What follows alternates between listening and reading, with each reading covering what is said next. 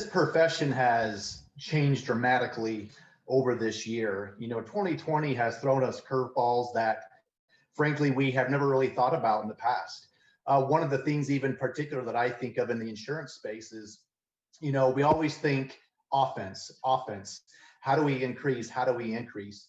But the first thing that we had to do is we had to stop that focus and really focus on defense of, hey, how do we even conduct business during this time? It's not how do we get out there and get the next sale. It's more of, as a company and as a whole, how do we go about processing applications at a remote basis? Here we had to relocate over 200 individuals out of our own office, take them to their homes, their computers, all the electronics, and be able to start that process at a remote setting. That in itself was a feat. That was a task, because we had to make sure that we can continue to process business as normal, not knowing the challenges that we were facing, or the longevity that this would play out. So this profession, this industry really had to rethink how business will look moving forward.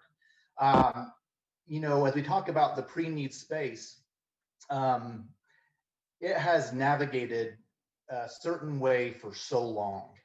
We have many pre-need agents out there all across the country that were still operating on paper because they were comfortable. What this has done, it has changed their perspective to go more electronic, to go more digital. They had to refocus their presentation.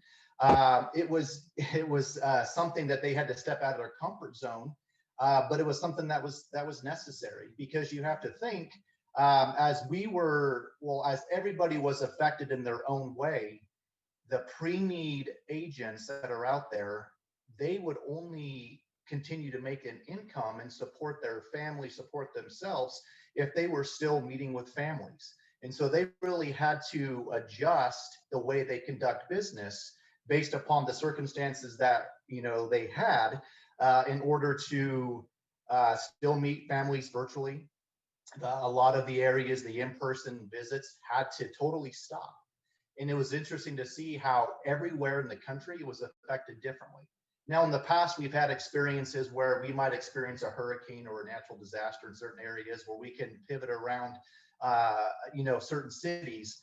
But to have a whole country shut down, to have everything affected at once, it was something that nobody could have been prepared for. And I have to say, some of the challenges that they faced early on, I see it really paying off moving forward, because now they have new ways of thinking.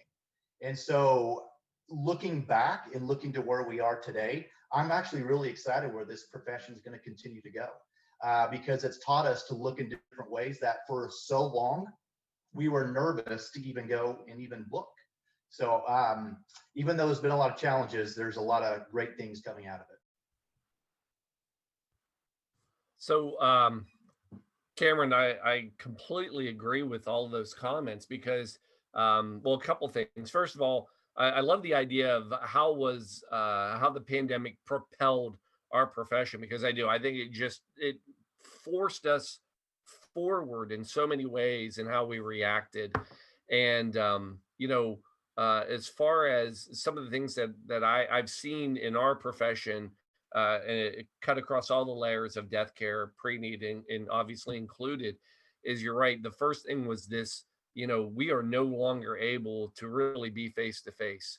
Well, we're face to face, like we're face to face. It's the virtual world, and how we had to react to that, and that changes everything. When you pull away that physical barrier, it's all different. And I won't even really get into the communication side of this, but just the procedural side of this is probably the greatest change I've seen in the process, because we now, not only do you have to present in a digital format, we've got to close the the transaction in the digital format. And that was a huge awakening that I saw for all businesses. And it took us, from the tools, and it's I used to do little sales, back in the day, I had a sales hat for a while. And one of the things I remember is, trying to use like the iPad and things like that. And there were some salespeople that just never wanted to do that. They just could not grab a hold of that. And now you have to do this. It's pure digital. And so to me, that was a huge way that we again jumped forward and out of it. One of my favorite things that has happened are the close, the procedural side of the electronic signature. Of all the things that have happened and that how the process has changed, is we now live in a world where electronic signatures, and what's amazing is this isn't new. I mean, electronic signatures have been used forever. It's a question I've been asked and I've delivered on for years. And there's always been this, oh, but we can't. And it's always, we can't because uh, we're a cemetery. We can't because we're a funeral home. And we can't because, no, there, you can because of that. And everyone's like, well, what about a notary? And it's just been this whole crazy thing of people wondering if they can. And now they know they can. And, electronic signatures, it's a wonderful thing that not only have we really realized that we can implement, we're doing it. And for the consumer, one of the things that I think is really important out of this is that interaction. Um, I see a side of this too, where I believe consumers are more comfortable because they get to stay in their home, but you're not in their home. You're there, but you're not there, and that's a safe place to be. And these electronic signatures, you know what, done right, those also make consumers feel safer. You know, I'm verifying it's done. I'm not just writing things on a random piece of paper. So there's a lot of things where we've been propelled that have been fantastic.